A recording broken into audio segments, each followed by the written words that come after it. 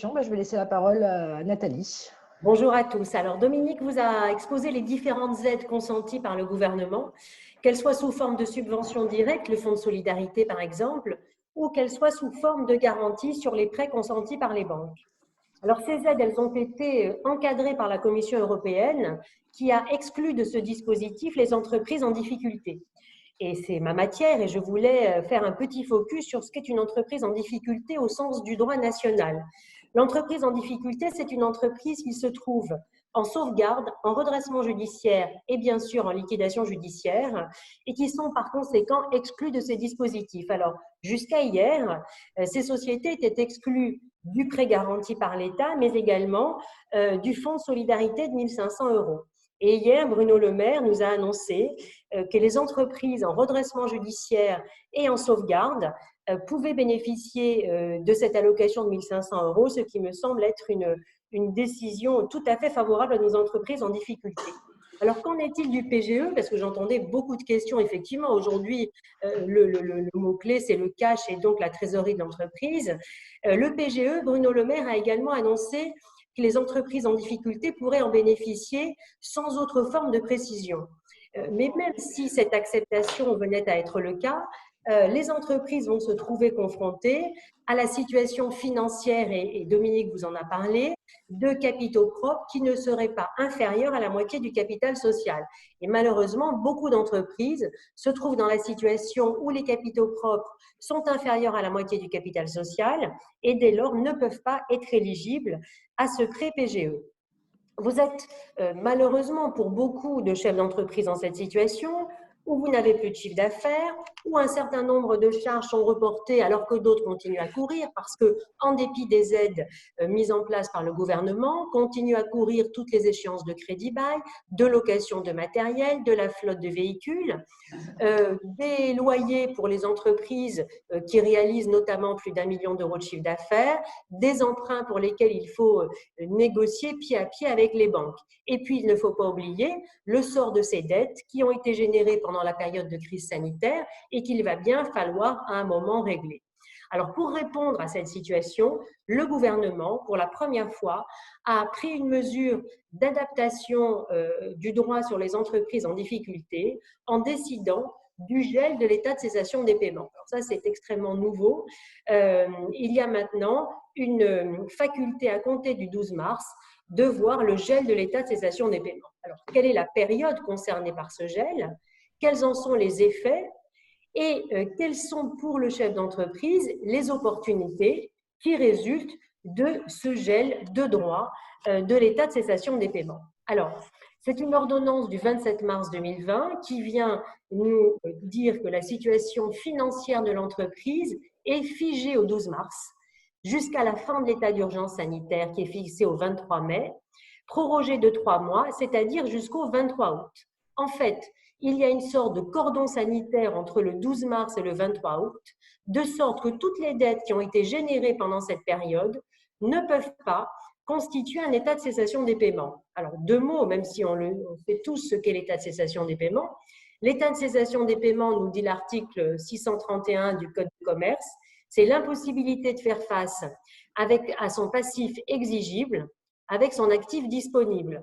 Alors, l'actif disponible, c'est évidemment la trésorerie, des réserves de crédit, mais également le stock à court terme. Alors là, on s'interroge sur le stock à court terme. Je prends un magasin de vente. Comment pourra-t-on valoriser le stock d'été si le magasin ouvre au 1er septembre? Comment va-t-on valoriser un stock périssable d'un restaurant dont aujourd'hui l'ouverture est des plus aléatoires? Et puis le passif exigible, ce seront les dettes arrivées à échéance qui n'auront pas été reportées, donc toutes les autres dettes, celles qui ne bénéficient pas de reports légaux, et qui font que vous allez vous trouver techniquement en état de cessation des paiements à compter du 12 mars. Donc, le gouvernement vient nous expliquer que pendant cette période, vous ne serez pas en état de cessation des paiements et il va donc y avoir des effets extrêmement importants et favorables à cette neutralisation de l'état de cessation des paiements. Alors, je rappelle que, et un petit tableau va vous présenter quels sont les effets de cette neutralisation. En dehors de la crise sanitaire actuelle, lorsque vous êtes en cessation des paiements, vous devez déclarer l'état de cessation des paiements. demander un redressement judiciaire ou une liquidation judiciaire s'il n'y a plus de perspective d'activité, et surtout, vous êtes sous le coup et sous le risque d'une assignation de vos créanciers. Il n'en est plus du tout de même pour l'état de cessation des paiements qui serait techniquement généré après le 12 mars. L'état de cessation des paiements est neutralisé.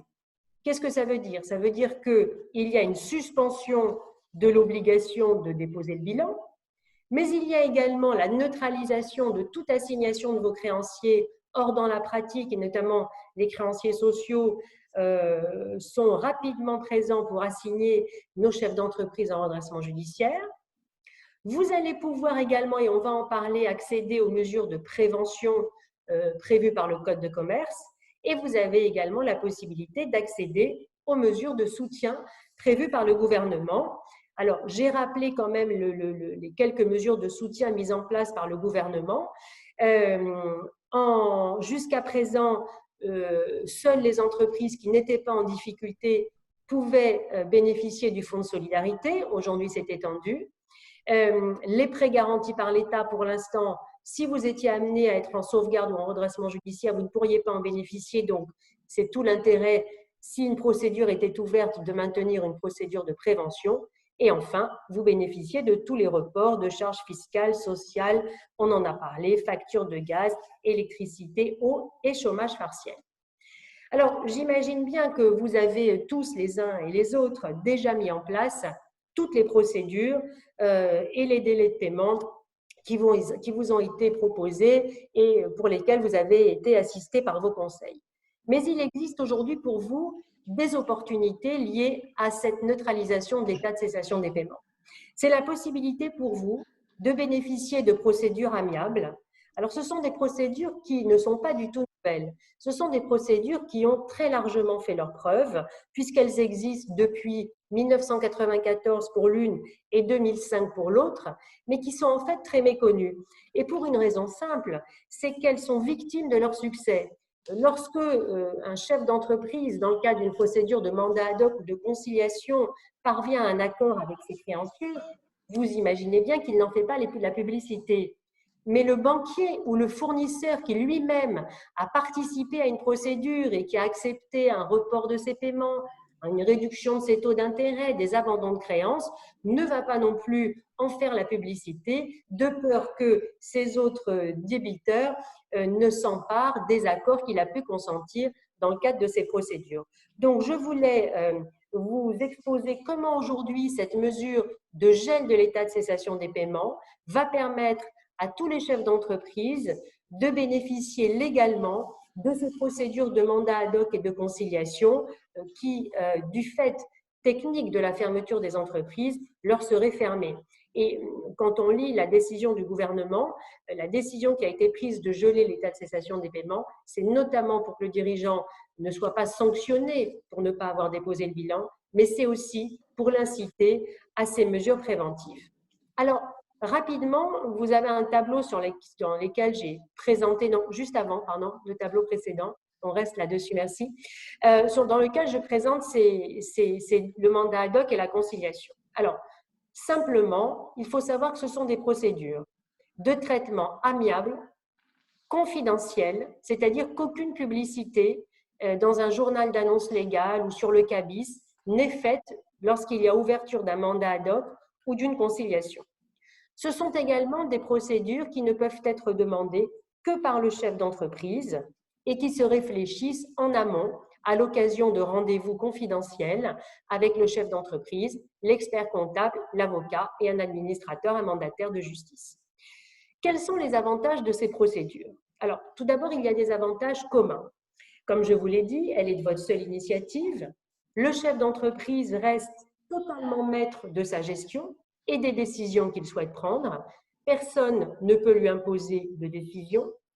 C'est une procédure également dans laquelle le chef d'entreprise cible les créanciers ou co-contractants avec lesquels il souhaite entrer en négociation. Je vais vous donner un exemple simple. Vous avez une franchise, vous souhaitez renégocier le montant de votre franchise, vous n'avez pas du tout l'intention que tous vos créanciers soient informés, d'ailleurs vous n'avez pas plus de difficultés que cela, eh bien on va cibler sur les discussions avec le franchiseur. Vous êtes une SCI, vous avez des emprunts et dans cette période de crise sanitaire, votre locataire ne vous paye plus les loyers. Votre banquier fait la sourde oreille à vos demandes d'étalement, de renégociation de l'emprunt. On va discuter avec le banquier. Vous avez une dette à l'égard d'un fournisseur qui ferme le robinet, mais avec lequel vous avez besoin de continuer à travailler. Eh bien, on prend attache avec ce seul créancier pour essayer de trouver avec lui une solution de sortie. C'est ainsi la grande différence avec le redressement judiciaire ou la sauvegarde. Il n'y a pas de traitement collectif des créanciers. Quel est l'intérêt pour le créancier? L'intérêt, c'est que le créancier va se trouver face à un mandataire de justice qui tient sa légitimité du tribunal, et c'est un gage pour lui de loyauté et de transparence dans l'information. Je dois vous dire que quand on réunit des créanciers, que ce soit des fournisseurs ou des banquiers, la première question qu'ils nous posent, c'est bon, vous nous demandez un pourcentage d'abandon de notre créance, mais pouvez-vous nous dire ce que vous sollicitez auprès des autres? Est-ce que vous avez demandé aux dirigeants quels étaient les efforts qu'ils pouvaient consentir? Est-ce que vous êtes intervenu de la même manière auprès de tous les banquiers? Et là, effectivement, le mandataire ad hoc ou le conciliateur désigné par le président de la juridiction est le gage de la transparence et de la loyauté de l'information. Il pourra effectivement confirmer que, à l'égard des fournisseurs, telle solution a été proposée ou à l'égard des banquiers, telle autre solution. Parce que la reprise de votre activité, et Dominique en a parlé, c'est aussi la reprise de la confiance. C'est-à-dire que demain, pour réouvrir, il va falloir que les entreprises reprennent des commandes. Comme je disais tout à l'heure, vous êtes un magasin de prêt-à-porter, vous n'allez pas vendre au mois de septembre votre collection d'été. Vous êtes même un restaurant, vous n'avez pas proposé le même menu en octobre qu'en juillet. Et donc, il va falloir renouer avec la confiance. Et la présence d'un mandataire ad hoc à vos côtés va permettre d'être un gage que les propositions de restructuration que vous faites ont été, avec vos conseils, auditées et s'intègrent dans une logique du retournement. Alors après, quelle est la différence entre ces deux procédures? Je ne rentrerai pas dans le détail, je répondrai à vos questions bien sûr, mais la différence, c'est la souplesse tout d'abord. Le mandat ad hoc est très souple. Pas de délai pour sa mise en œuvre et pour son aboutissement, pas d'intervention de la juridiction si ce n'est à l'ouverture, alors que la conciliation est enfermée dans des délais et que les accords peuvent bénéficier de ce qu'on appelle une homologation ou un constat. Alors en fait, dans la pratique, on commence souvent par un mandat ad hoc pour nous permettre de disposer du délai nécessaire pour auditer la situation et on peut finir par la conciliation.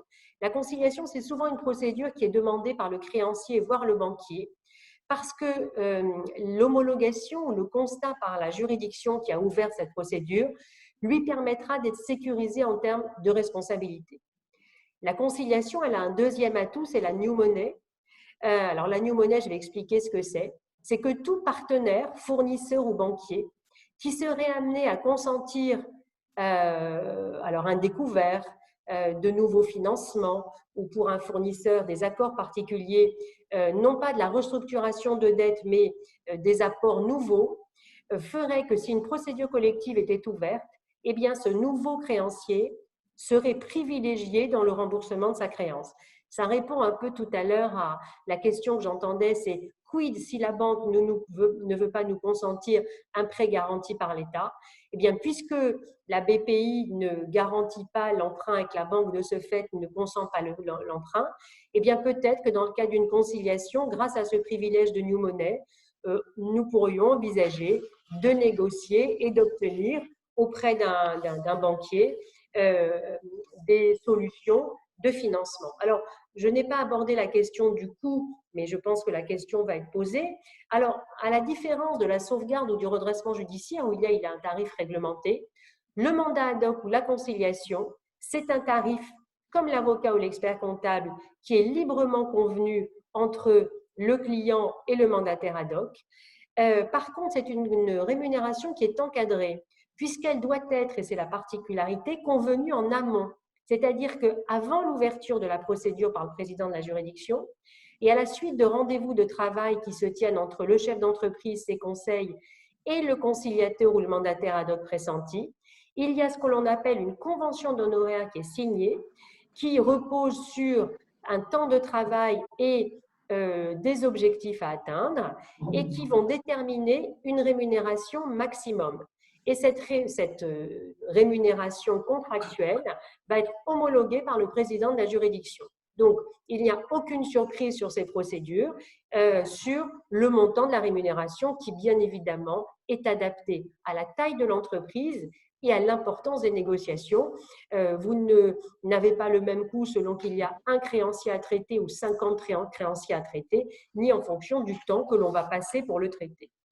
Alors, si le mandat ad hoc et la conciliation, pour un certain nombre de raisons, ne sont pas adaptés à votre situation, je tenais quand même à rappeler les procédures de sauvegarde et de redressement judiciaire. Alors, c'est le petit tableau que j'ai fait ci-après, où vous voyez les conditions d'accès et les mesures. Mais en 2 mots, le redressement judiciaire, l'essentiel, c'est que c'est un outil de restructuration de la masse salariale. J'entendais la question tout à l'heure posée à Maître Bianchi, qui était de dire, mais si on a recours au chômage partiel, peut-on alors faire des licenciements pour motif économique? Eh bien, imaginons dans un scénario un peu difficile qu'après le chômage partiel, les conditions de réouverture ne soient pas au rendez-vous et que la société soit obligée de déposer le bilan. Elle pourra bénéficier de ce qu'on appelle la prise en charge par l'AGS du paiement de ses salaires. Et le redressement judiciaire, ce n'est pas la mort de l'entreprise. Le redressement judiciaire, ça peut permettre à nouveau de bénéficier d'une période de répit pour présenter un plan de redressement. Je parlerai enfin évidemment de la sauvegarde, qui est en fait une procédure qui, elle, est judiciaire et collective, et dans laquelle le chef d'entreprise conserve la main. L'avantage de cette procédure, c'est qu'elle va entraîner un gel collectif du passif. C'est aussi un inconvénient. Mais toutes ces procédures, avant d'être ouvertes, doivent faire l'objet d'une analyse détaillée et personnalisée de la situation. Aucune entreprise ne se ressemble, aucun cas ne se ressemble et chaque procédure va répondre à un certain nombre de critères. Avez-vous besoin de confidentialité? Avez-vous besoin de geler l'intégralité de votre passif? Avez-vous besoin de licencier? Avez-vous besoin de trésorerie? Et c'est à la lumière d'un certain nombre de questions et d'échanges antérieurs à une procédure. Et c'est d'ailleurs lorsque ces échanges ont lieu, des échanges constructifs, et que la procédure s'ouvre alors dans les meilleures conditions, qu'il y a un grand succès. Donc voilà, pour en finir, le maître mot, c'est l'anticipation, quelle que soit la procédure, l'anticipation pour continuer l'activité. Parce que notre souhait à tous, c'est que la vie de l'entreprise continue. Mais pour que cette vie de l'entreprise continue, là aussi, le gouvernement nous a conduits à nous adapter, ainsi que va vous l'expliquer Maître Valiki. Très bien, Nathalie, merci. Donc, il y a certaines questions, certaines où tu as déjà répondu. On me demande, en plus des 1 500 €, une entreprise en sauvegarde ou redressement a-t-elle droit aux 2 000 € si elle emploie au moins un salarié? Alors, pour l'instant, il n'y a pas eu de précision. C'est-à-dire que jusqu'à présent, les sociétés en sauvegarde ou redressement judiciaire étaient exclues de toutes les aides parce que la Commission européenne considérait qu'il y avait en fait une concurrence déloyale. On a cette décision qui date d'hier qui vient de nous expliquer que les entreprises bénéficient des 1 500 €. Voilà, avec une disposition spécifique entreprise en sauvegarde et en redressement judiciaire. Il faudra là qu'il y ait une décision spécifique. À ce stade, à aujourd'hui, en tout cas en ce qui me concerne, je ne sais pas pour les autres intervenants, mais je n'ai pas vu de précision sur cette aide complémentaire. Donc, à mon sens, à aujourd'hui, ce n'est pas le cas. D'accord. On demande comment savoir s'il vaut mieux se déclarer en état de cessation des paiements ou profiter du gel de la cessation des paiements.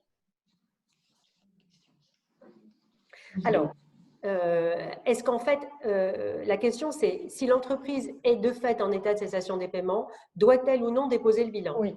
Et là, c'est ce que je disais tout à l'heure, c'est de l'anticipation de ces difficultés. Là, il faut avoir un échange pour comprendre quelles sont les conditions de réouverture. C'est-à-dire, comment va-t-on réouvrir l'entreprise? Est-ce qu'on va avoir besoin de licencier? Est-ce qu'on a juste besoin de temps? Est-ce qu'on a besoin de financement?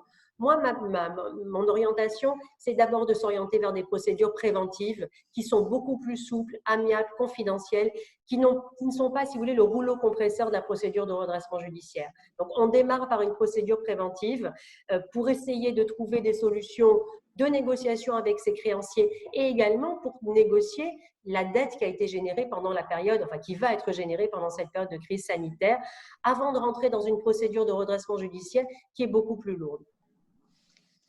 D'accord, merci. On nous demande aussi quelles sont les dettes qui sont concernées par la neutralisation, uniquement et strictement celles postérieures au 12 mars, celles devenues exigibles après le 12 mars, quid du passif antérieur? Alors, pour l'instant, la réponse est ce sont les dettes devenues exigibles après le 12 mars. Et alors, il appartiendra aux tribunaux, s'ils font l'objet de demandes de déclaration de cessation des paiements, pour l'instant, c'est ce que les auteurs nous disent, de vérifier qu'en fait, l'état de cessation des paiements n'est pas antérieur au 12 mars. J'ai rappelé tout à l'heure que l'état de cessation des paiements, c'est actif disponible, passif exigible, tout cela examiné postérieurement au 12 mars. Voilà. Donc, c'est une exigibilité postérieure au 12 mars. On nous demande aussi quelles sont les informations qui devront être transmises aux créanciers. Ça, faut que la question soit un peu plus près. Dans quelle procédure? C'est quand on parlait des procédures mandat ad hoc et conciliation. Quelles sont les informations? Oui, qu'on devra fournir aux créanciers. Alors, en fait, le dirigeant détermine les informations qu'il souhaite communiquer à ses créanciers. Nous n'avons aucune obligation en la matière. Et en fait, l'information, elle doit, être limitée à ce que le créancier doit savoir pour renégocier les créances. Alors, si vous avez un banquier en face de vous, il est évident qu'il va être un peu plus exigeant en termes de transmission des bilans, mais il n'y a pas de règle quant au partage de l'information. Et une dernière question, on nous demande si on a toujours accès à des facilités bancaires après la mise en place d'une de ces procédures. On parle encore de la conciliation du mandat ad hoc. Alors, ces procédures ne sont pas publiées. Elles ne font pas l'objet d'une publicité, elles ne seront pas inscrites au CABIS, elles ne font pas l'objet d'une publicité. Donc, une société qui a une conciliation, par exemple, avec un fournisseur, demain va solliciter d'un établissement bancaire un découvert ou un crédit moyen terme, la banque ne devra pas avoir l'information de la procédure préventive. Très bien. Merci Nathalie pour toutes ces réponses et cette brillante intervention. Marielle, je te passe la parole. Eh oui, il m'appartient quand même, et c'est la partie la plus agréable, de vous dire que la vie de l'entreprise continue. Alors, elle ne va pas continuer comme avant, ou en tout cas pas tout de suite, ou en tout cas pas dans les mêmes conditions suivant les secteurs d'activité. Et je pense que ça fera l'objet d'un webinaire à part entière, parce que si vous regardez la vie des restaurants et de l'hôtellerie et du tourisme, elle ne va pas continuer tout de suite. Donc, on va parler des autres vies de l'entreprise. Qu'est-ce qui va continuer à fonctionner et comment vous allez le savoir? Alors, ce sera le préalable avant mon PowerPoint et je dirais mes observations plus techniques. Vous l'avez vu, il y a des papiers partout, il y a des décrets partout, des ordonnances. Donc, d'un jour à l'autre, ce qu'on vous dit n'a plus de fondement légal. Alors, on a l'habitude, nous les professionnels et les avocats en général, de dire que nos consultations, elles sont valables le temps qu'il n'y ait pas un changement de jurisprudence ou de législation. Là, c'est a fortiori encore plus aigu. Donc, première chose, faites la différence entre ce qui est publié et ce qui est indiqué, notamment par la presse, les médias. Donc, c'est vrai qu'à un moment donné, moi, j'ai eu plein de clients qui nous ont appelés en disant « ça y est, on n'a plus besoin